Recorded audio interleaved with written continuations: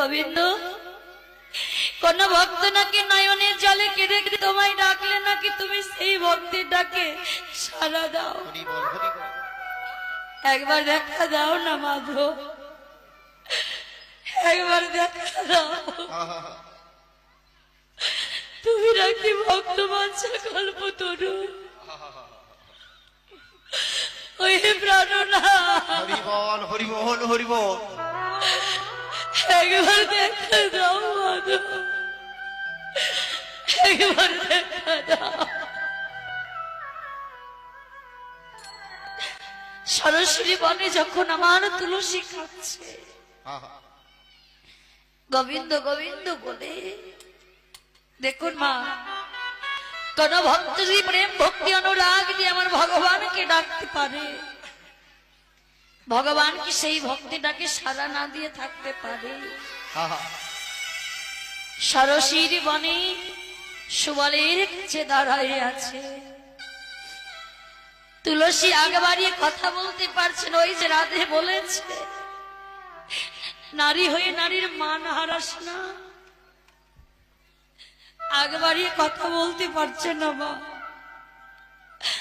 আজ কি করলে?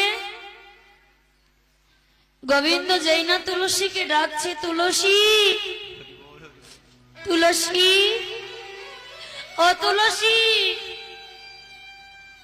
তুলসী তুলসী বলে গোবিন্দ ডাকছে মা। তুলসী কানে শুনতে পাচ্ছে, কিন্তু আজ ডাকে সাড়া দিচ্ছে না।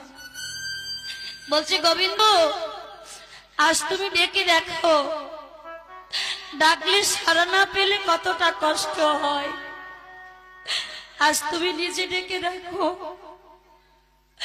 গোবিন্দ যখন তুলসীর সম্মুখে এসে দাঁড়ালো, তুলসী